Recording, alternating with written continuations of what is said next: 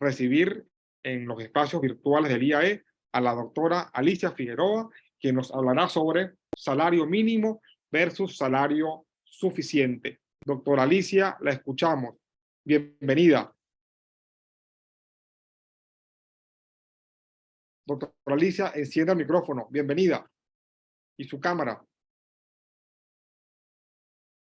Ahora sí. Buenas tardes. ¿Se escuchan? Perfecto. Buenas tardes a todos. Encantada de estar aquí con ustedes compartiendo este tema tan actual que tenemos todos este mes de mayo que acaba de fenecer ayer. Les voy a hablar mi opinión sobre el salario decretado recientemente por el Ejecutivo Nacional el 1 de mayo. Yo tengo salario y muchos se sorprenderán si es salario o es ingreso mínimo vital. Si nosotros, me imagino que ustedes como yo, estuvieron muy atentos a la alocución presidencial del 1 de mayo. Y después estuvieron muy atentos, abogados al fin, y leyeron la Gaceta publicada. La Gaceta publicada, que es la número 6.476 del decreto 4.805, a mí en lo particular me sorprendió, porque no se corresponde lo que dijo el presidente en su alocución presidencial. Si ustedes después de esta conferencia se toman el tiempo para revisar el video, que en YouTube hay muchos, se darán cuenta que el presidente en ese momento estableció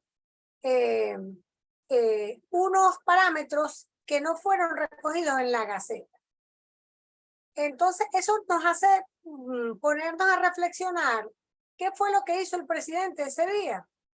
Ese día, el presidente lo que hizo fue hacer uso de la facultad que tiene de establecer aumentos de salario. Así que entiéndase bien, esta alocución presidencial y este decreto presidencial no fue para establecer ningún salario mínimo. Eso tiene enormes diferencias en derecho laboral. ¿Por qué? Si nosotros nos fijamos en la ley anterior del trabajo, que es la de 1997, que es la con la que yo empecé cuando empecé en derecho laboral, allí decía que el aumento de salario tenía que hacerse una vez al año, una vez que el presidente de la República recibiera una propuesta, hecha por la comisión tripartita. Una comisión tripartita formada por los trabajadores, por los patronos, de cámara, y un representante del Ministerio del Trabajo. Entonces, esa propuesta el Ejecutivo Nacional la tomaba y en 30 días después del mes de enero de presentar la propuesta, el presidente estaba estableciendo el salario mínimo. ¿El salario mínimo qué es?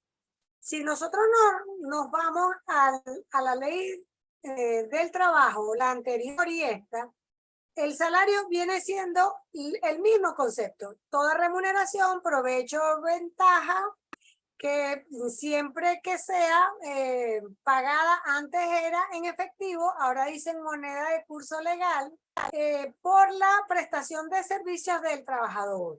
La remuneración puede ser un provecho, una ventaja, pero que pueda evaluarse en efectivo. Pero si ya esto es salario, ¿cuál es el salario mínimo? El salario mínimo tenemos que irnos a la Constitución y en el artículo 91 dice que es aquel salario suficiente para que el trabajador pueda cubrir con dignidad sus necesidades básicas de él y su familia. Si nosotros vemos que el salario mínimo no ha sido actualizado en Venezuela desde el año pasado, marzo de 2022, o sea que nuestro salario mínimo sigue siendo 130 bolívares, equivalente ahora a 5 dólares. ¿Por qué el Ejecutivo Nacional no hizo entonces un aumento de salario mínimo, sino un aumento de salario, que él lo llama ingreso vital de los trabajadores?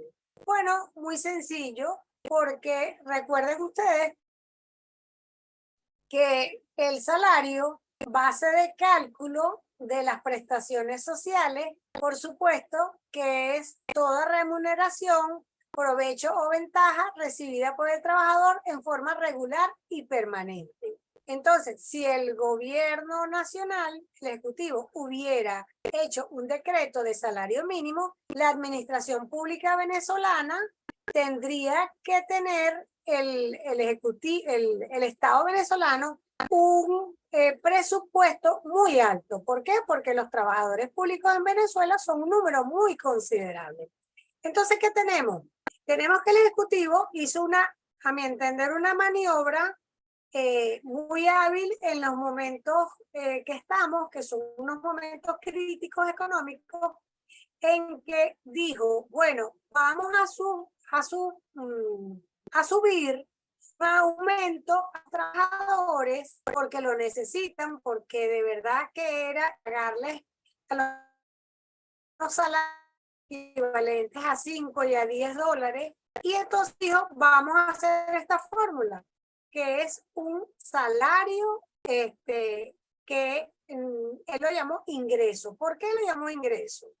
Porque estableció en ese momento que vamos a pagar a los trabajadores públicos un bono de guerra económica que estaba pagando por el portal de la patria, estaba pagando en 20, en 30 dólares, y dijo, bueno, vamos a pagar un aumento del bono de guerra económica a 30, primero dijo 20 dólares y al día siguiente dijo 30 dólares, y vamos a aumentar el cestatismo. Entonces, ¿en qué quedó ese ingreso mínimo vital de los trabajadores? Por eso lo llamo ingreso y no salario. Que quedó en 70 dólares para los trabajadores activos y quedó para los trabajadores jubilados que no reciben statique, quedó en 50 dólares, y quedó para los pensionados y jubilados, quedó en 20 dólares. Les digo 20 dólares porque eso lo vimos y lo vimos en el video. Pero cuando ustedes se van a la Gaceta, no dice ni 20 dólares, ni 40, ni, por supuesto, mucho menos 30 dólares. ¿Por qué? Porque él lo estableció en bolívares. Estableció que el cestatique eran bolívares 1000, estableció que el bono de guerra económica para los trabajadores públicos activos que tenían cestatique 750 bolívares, y estableció a los trabajadores de la administración pública inactivos sin cestatique en 1.225 bolívares, y estableció para los pensionados bolívares 500. Entonces, ¿qué pasó? Que él estableció en bolívares, pero se comprometió en el artículo de ese mismo decreto a actualizarlo mensualmente. Entonces yo les sugiero que ustedes después comparen el video y comparen el texto. ¿Por qué? Porque a mí me llegó a la oficina la pregunta en cuánto iba a pagarle a sus trabajadores el cestatique. Yo le dije, bueno, yo creo que usted debe pagarlo no a el equivalente a 1000 bolívares, sino que usted debe pagarlo el equivalente a lo que hoy significan 40 dólares. Pero doctora, es que la Gaceta dice que no. La Gaceta dice que eso se actualiza mensualmente, que el gobierno no lo ha hecho por alguna razón, pero a la locución presidencial en vivo lo dice claramente y en el mismo decreto dice que se ajustará se pagará mensualmente y ordenará el ajuste mensual con referencia al tipo de cambio del Banco Central de Venezuela, del CESTATIC y del bono de guerra económica. Si bien no dice que la no nombró por ninguna parte la palabra dólar, ¿qué es lo que se indexa? ¿Qué es lo que se ajusta? Bueno, lo que nosotros oímos en el video. Salvo mejor opinión, que me gustaría compartirla, la opinión de los colegas, creo que eso es el deber ser. Entonces, con respecto a otra pregunta que surge, es que el bono de guerra económica, por el solo hecho de que la alocución presidencial y en la misma Gaceta diga que eso no es salario, podemos entender que el bono de guerra económica no es salario, no forma parte del salario. Fíjense, yo he analizado con calma el artículo 104 de la Ley Orgánica del Trabajo y el artículo 105. El artículo 104 nos da un ejemplo de lo que es salario. Y el artículo 105 de la Ley Orgánica del Trabajo nos dice lo que no es salario, lo que son beneficios sociales. Si ustedes analizan con calma la primera parte, que sería como el primer parágrafo, dice que los subsidios o facilidades que el patrono otorgue al trabajador con el propósito de que éste obtenga bienes y servicios que le permitan mejorar su calidad de vida y la de su familia, tienen carácter salarial. ¿Ustedes no creen que el bono de guerra económica lo podemos catalogar dentro de los subsidios y lo podríamos considerar como parte del salario de los trabajadores? Yo creo que sí. ¿Por qué? Porque si ustedes tuvieran la edad que yo tengo, en el año 97, en ese momento en Venezuela se vivía una situación como la que vivimos ahorita. ¿Qué ocurría? Que el Ejecutivo Nacional, para pagar, reflejar unas prestaciones sociales, hizo este juego que está haciendo ahorita, que dice, esta cantidad te la voy a pagar regular y permanente, pero esto es un bono. Si ustedes se ponen a ver lo que está excluido, que no tenga carácter salarial, según el 105 son servicios de centro de educación inicial, beneficios de alimentación, reintegro por gastos médicos, provisiones para ropa escolar, útiles escolares y juguetes, becas y cursos de capacitación, gastos funerarios. Eso es lo que no es salario. O sea que evidentemente el CESTATIC jamás va a ser salario. Pero eso que el presidente ahorita estableció como un bono de guerra económico, en mi opinión, sí es salario y en un momento determinado sí va a tener que integrar, como se hizo en el año 97, que se integró al salario todos esos bonos y se pagaron unas prestaciones dignas a los trabajadores.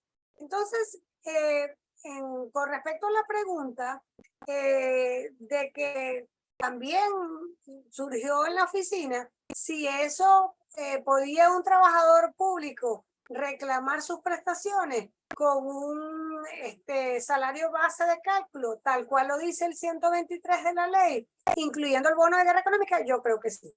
Como trabajadores privados, me preguntaron también si el bono de guerra económica era aplicable a los trabajadores de las empresas privadas. En mi opinión, no. ¿Por qué? Porque allí dice expresamente trabajadora de la administración pública. ¿Por qué? Porque ustedes saben que la empresa privada, los trabajadores les pagan mucho más de lo que ganan los trabajadores de las instituciones públicas. Un trabajador en una empresa privada gana alrededor, no gana casi, yo estoy absolutamente casi segura que no gana ninguno menos de 30, 40 o 50 dólares semanal. ¿Por qué? Porque no le alcanza para vivir, o sea, para desplazarse, para pagar transporte, para pagar su comida y un poco la de su familia. Entonces, Esto está aplicado, el bono de guerra económica es para los trabajadores de la administración pública. Y fíjense que tan es así que si ustedes revisan el texto del decreto, lo que dice y penaliza es que el cesta ticket no se pague en ese monto. Es decir, que el cesta ticket no puede bajar del monto establecido allí en el decreto, que son 40, equivalente a $40. Que en este momento del decreto eran 1.000 bolívares y ahorita es 1.000 bolívares y un poquito más, en mi opinión. Entonces, ¿qué podríamos pensar nosotros? Nosotros creemos como abogados laboralistas que hay un desfase entre la ley del trabajo y la realidad venezolana. Fíjense, la ley del trabajo se hizo en el año, esta última reforma, en el año 2012. La situación venezolana del 2012 al 2023, ya estamos hablando de 11 años. Estos 11 años, aquí en Venezuela ha pasado una situación de una inflación moderada que teníamos antes, que anualmente yo creo que no pasaba de 3, 4, 5 un porcentaje. Ahorita tenemos una hiperinflación que no va aparejada con la regulación legal que hay allí. Entonces, ¿qué han hecho los patronos? Los patronos privados y el mismo patrono público, ¿qué está haciendo? Tiene la idea de que va a pagar una cantidad y te va a decir, esto no es salario y esto sí es salario. Entonces, voy a pagarte unas prestaciones con 130 bolívares de salario mínimo. Señores, en otro live que hice en mi cuenta, pueden verlo, en la cuenta de Legalín, en la cuenta Alicia Free, eso no es así. Todas las cantidades regulares y permanentes que se paguen al trabajador, como lo dice el 104, por la prestación de su servicio, integran al salario, exceptuando las del 105. Entonces, igual, ¿qué está pasando? Que entonces tenemos esas ficciones que las tienen que aclarar los abogados, los jueces laboralistas, y después subirán a la sala social que nos aclarará todas estas interpretaciones que yo me adelanto y me atrevo a hacer, bueno, por la experiencia que tuve siendo juez laboral. Con respecto a otro tema interesante, ¿qué podríamos proponer para solucionar de fondo este problema? Yo creo que una solución podría ser, y esa idea no es mía, esa idea es del colega Reinaldo Vilarte, es volver al salario de eficacia atípica. O sea, tengamos las reglas claras. ¿Qué es el salario de eficacia atípica? Si ustedes revisan la ley del trabajo anterior, el 133, allí decía que podía excluirse por acuerdo entre patrono y trabajador un 20% del salario base de cálculo de las prestaciones sociales. Entonces, eso es más sano, es decir, que la empresa que me contrate, o sea pública o sea privada, diga, mire, doctora Alicia, nosotros le vamos a pagar $1.000, pero $200 de esos 1.000 no va a ser un salario base de cálculo de prestaciones sociales.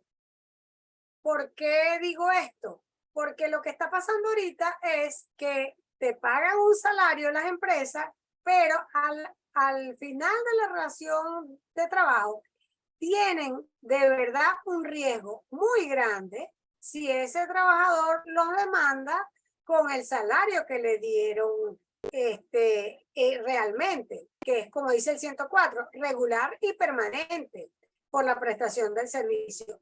Otra solución podría ser que hiciéramos como se hace en otros países anglosajones, que se paga un salario por hora, pero un salario por hora como vale la hora. Es decir, por ejemplo, les pongo un ejemplo.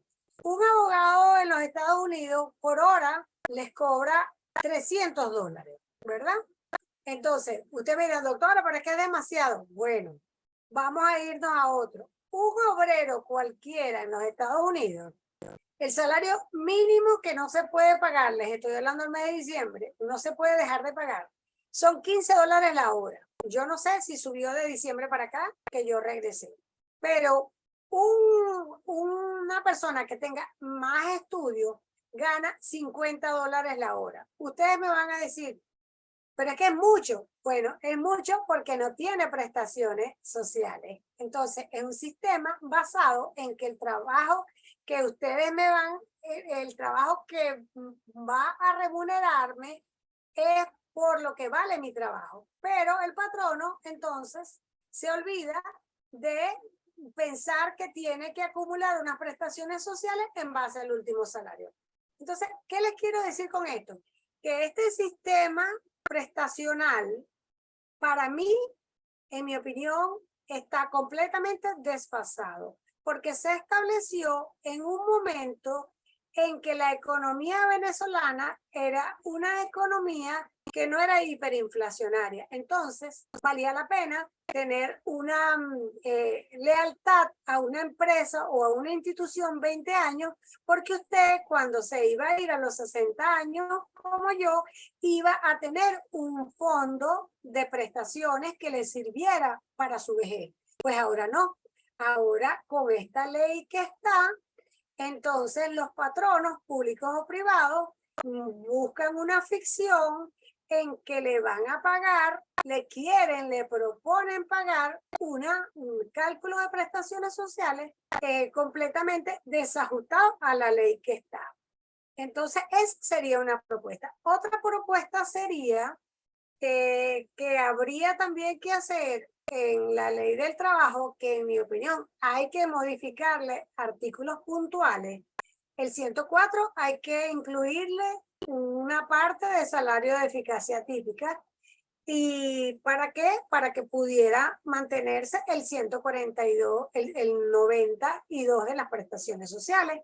Y dejarlo, ¿por qué? Porque ya lo estás excluyendo. Y así podría tener la empresa una idea contablemente de lo que es el pasivo de sus prestaciones sociales. Y los trabajadores tendrían también una sana relación, porque no estarían al final de la relación de trabajo amenazando ni chantajeando a un patrono que les pagó un salario alto por su servicio. Después, creo yo que habría que modificar en este momento este sistema salarial y ajustarlo a la cesta básica. ¿Por qué? Porque eso está establecido en el 91 de la Constitución.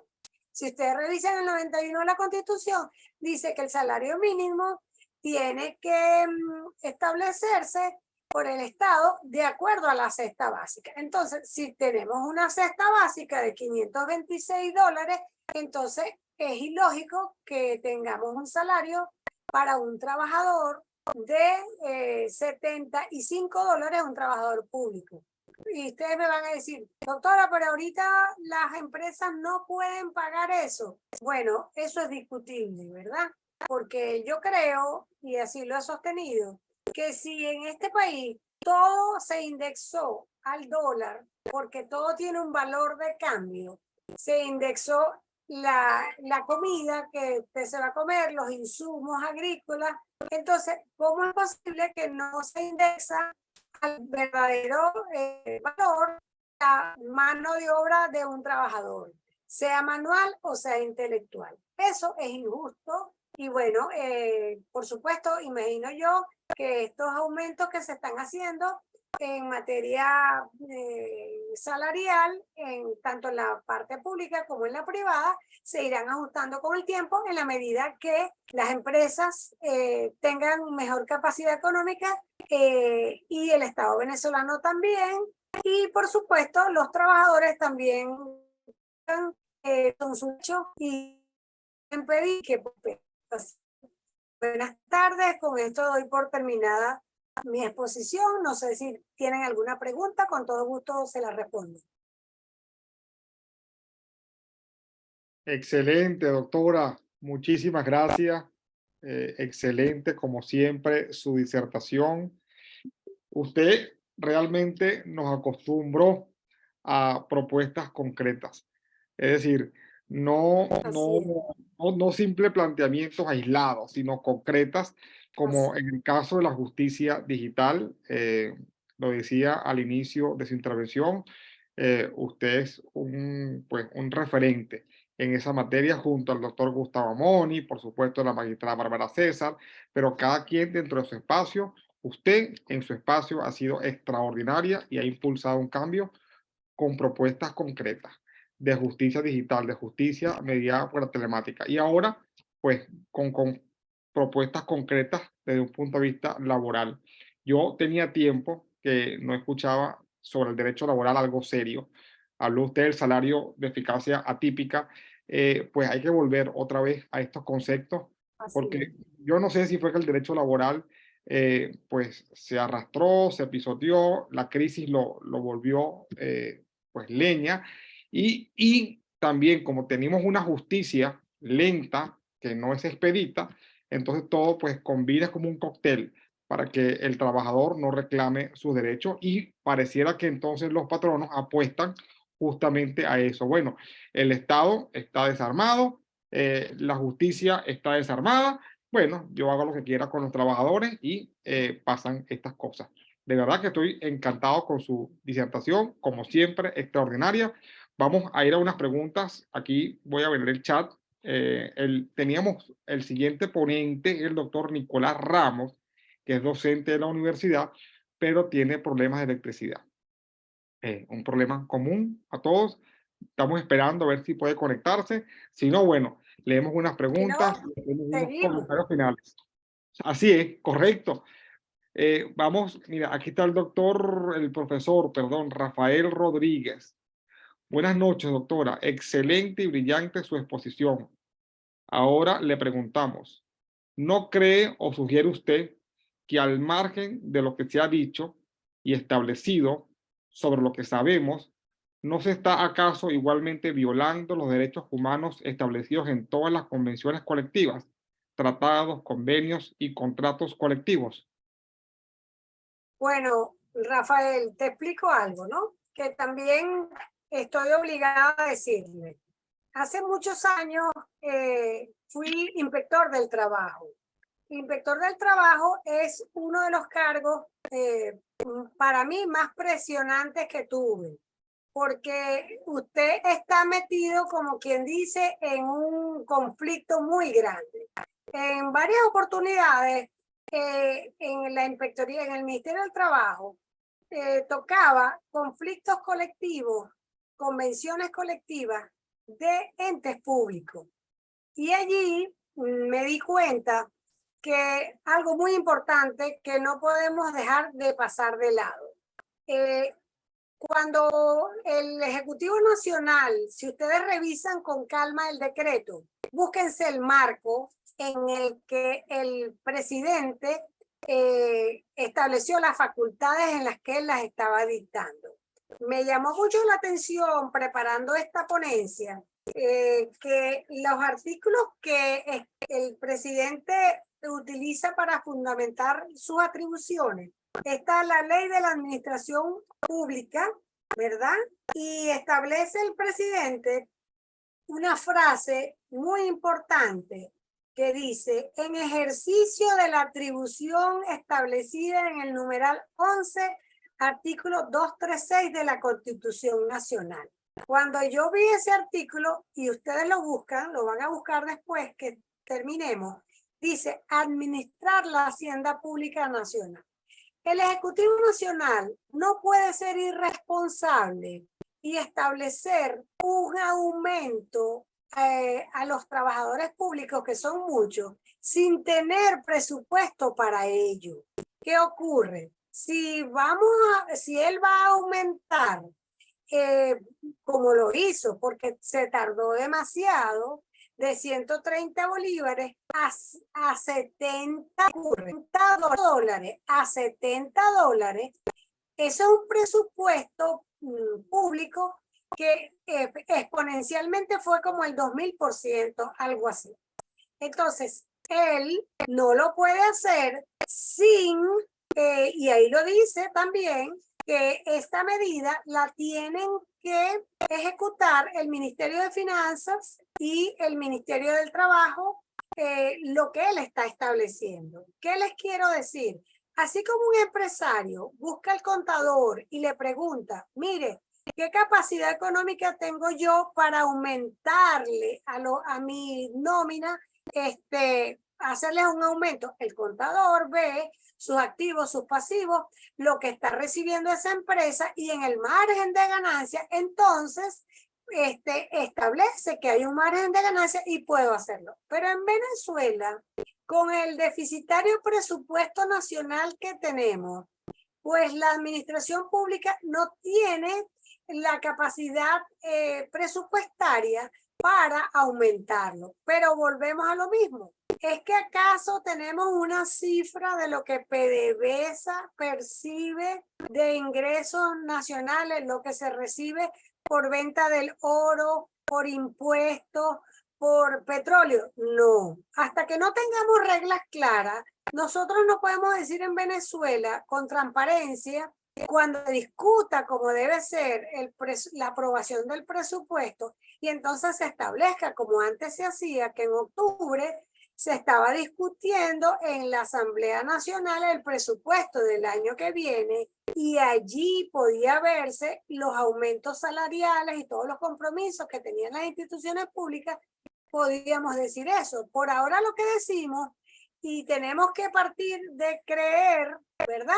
Es que sabemos perfectamente que antes vender 2 millones de barriles de petróleo, ahora producir 600.000 barriles de petróleo, pues evidentemente no tenemos la capacidad de pago para aumentar. Y irresponsable sería el gobierno de Nicolás Maduro estableciendo un aumento que no pueda pagar a final de mes y caer en default, como podríamos decir usando un argot económico. Entonces, por eso te digo, si ustedes revisan, yo revisé esta ley y lamentablemente no tiene, como tenían las otras leyes laborales, que en el momento que se va a discutir una convención colectiva, el ente público tenía que traer una proyección económica de del presupuesto que tenía. Y esa convención colectiva, si no había presupuesto para ese año, lo dice la ley todavía, que se entiende que se cumplirá el año que el ejercicio próximo. ¿Oyó?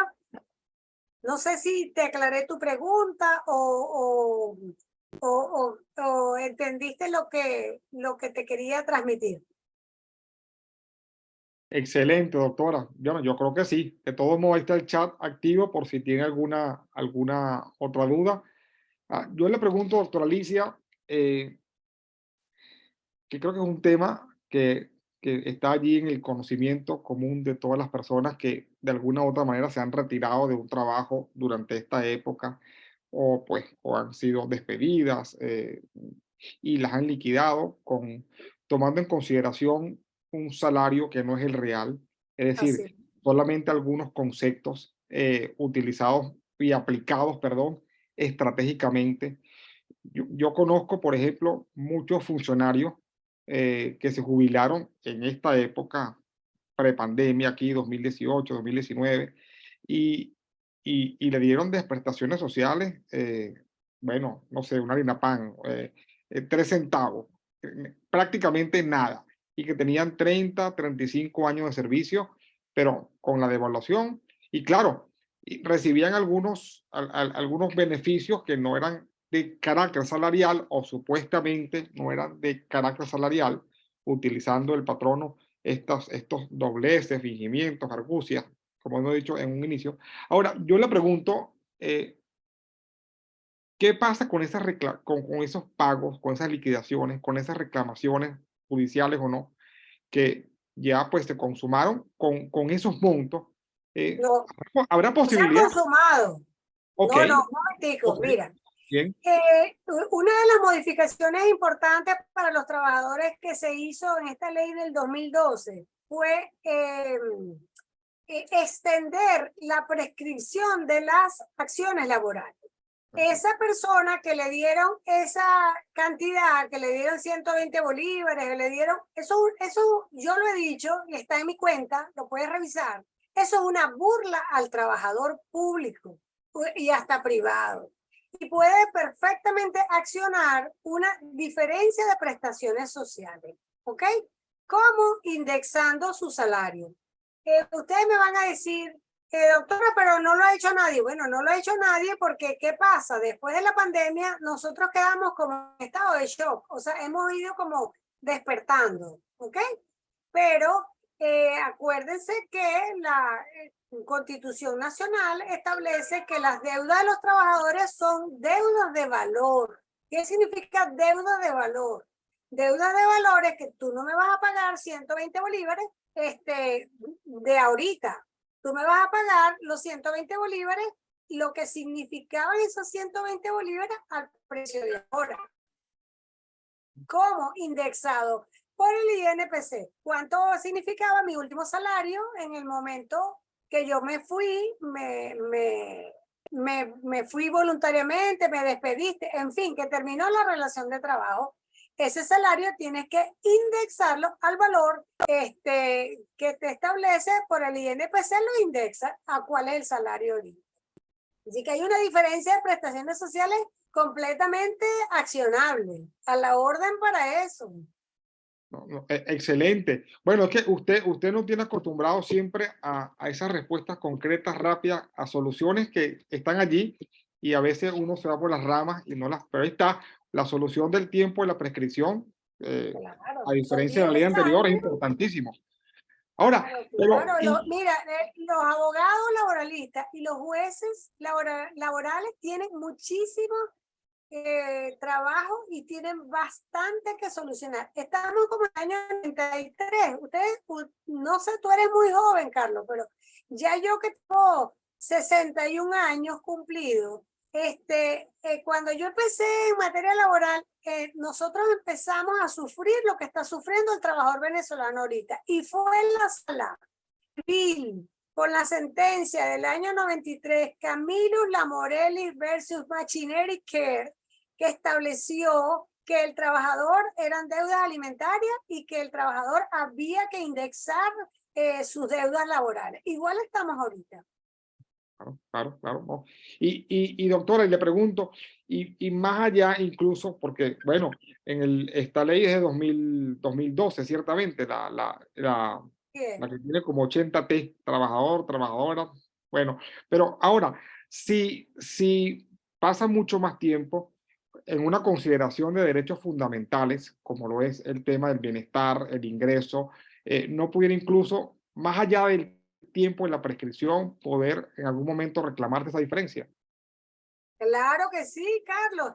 Es que yo he trabajado, mejor dicho, te cuento algo. ¿Sí? Los abogados trabajamos mejor, gana más nuestros clientes, si eres empresa o si eres trabajadora, a quien estés asesorando, porque yo creo que el derecho es uno solo, tanto para el trabajador como para el empresario. Hemos hablado y conversado los colegas ese punto que te estoy yo diciendo. Mira, epa, un momentico, tú no le vas a pagar a mi trabajador 500. Uno me dijo, no, doctora, le debo $50. No. Vamos a sacarte lo que he indexado, porque, bueno, doctora, pero es que yo no me acordé, yo no establecí que yo le iba a pagar en dólares, sino en bolívares. Bueno, está bien, pero esos bolívares que tú le pagabas a él, lo que significaba ese salario en ese momento y lo que significa ahora. Entonces, ¿qué pasa? Que ciertamente la sala social ha evolucionado bastante. Hay muchísimas jurisprudencias que nos han ayudado, pero el punto preciso de las prestaciones, el salario base de cálculo indexado, mira, no ha sido fácil. ¿Por qué? Porque acuérdate que el Estado venezolano es el mayor patrono y el mayor deudor de todos los trabajadores, pero hay que hacerlo, Por eso les digo, me atreví a decirte que el bono de guerra económica, en mi opinión, ingresa al salario. Me van a decir mucho que, pero el presidente de la República tiene facultades para establecer por decreto. Mira, un momentico, el presidente de la República tiene posibilidad de establecer por reglamento, reglamentar lo que él quiera, pero esto que estableció él aquí fue un decreto de aumento de salario. Que él lo quiera denominar decreto de ingreso mínimo es otra cosa, pero eso es un salario. Entonces, por eso te digo, este es un derecho que, así como Venezuela cambió por inflación, una ley más económica que la laboral no la hay. Si la economía cambió, la ley laboral tiene que cambiar. Vamos a discutir otro régimen de prestaciones, vamos a discutir otro régimen salarial. Es lo que deberían hacer ahorita todas las centrales obreras del país, en mi opinión. Así es, así es. Y como ciencia social, que es el derecho, debe adaptarse a los nuevos tiempos. Así Mira, es. esto no era un live, parecía un live, esto era una ponencia de verdad, pero es que con ustedes siempre es agradable conversar, intercambiar opiniones, porque se aprende siempre en cada momento que conversamos. Doctora Alicia, de verdad estamos sumamente agradecidos con su intervención. Aquí está presente la doctora María Teresa Ramírez, que era directora de posgrado de la universidad. Ella es fiel seguidora también suya, siempre anda pendiente de lo que usted publica por allí. Y bueno, muchísimas gracias. El doctor Nicolás Ramos, bueno, problemas de conectividad, pero creo que con estos minutos suyos, pues hemos enriquecido el espacio enormemente. Siempre es un honor contar con usted. Esta actividad forma parte del plan operativo, pero seguimos con otras actividades. Doctora Alicia, por favor, cierre usted con unas conclusiones allí y nos vamos. Bueno, las conclusiones que les doy a los colegas, a la orden, por mis cuentas, vamos a seguir publicando temas laborales y ahorita estamos con temas ambientales también que son importantes, pero la conclusión es esa. Hagamos Coloque su cuenta, propuestas. diga su cuenta, diga su cuenta. Mi cuenta es Alicia FIG, o sea, Alicia FIG para todo. Y Legal Link Venezuela, que es la cuenta que tengo con mis cuatro socias. Legal Link Venezuela en Instagram. Y en Twitter, Alicia FIG, que termina en G de Figueroa. La conclusión y la propuesta que les quiero hacer, colegas laboralistas que me escuchen, es que tratemos de analizar el derecho con los contadores, porque saben que esto es un tema económico. Cuando yo he discutido prestaciones sociales, así como les estoy planteando, lo he discutido bastante con los contadores, así como se actualizan los balances, lo que llaman ellos reconversión de los balances, de acuerdo a las normas que tienen los contadores. Bueno, así tal cual también nosotros como abogados tenemos que sacar la cuenta de las prestaciones sociales, por supuesto, dentro del marco del 142, pero hagámoslo como es, pues. Así, de una vez, no duden en presentar la demanda para que la indexación, por supuesto, sea más fácil, porque acuérdense que la indexación está establecida desde la introducción de la demanda. Yo estoy proponiendo que la indexación sea del salario al momento de la terminación de la relación de trabajo. ¿Por qué? Porque eso es lo que corresponde, lo que es justo y lo que debe ser. Porque la prestación del servicio de un trabajador y su valor es un concepto también económico. Excelente, doctora Alicia. De nuevo, muchísimas gracias. Muchas gracias a todos por su asistencia. Aquí está la doctora también Berman Maldonado, que es la coordinadora de investigación, está escribiendo. La gente de posgrado, como le decía, la directora, doctora María Teresa Ramírez, muy pendiente de su disertación.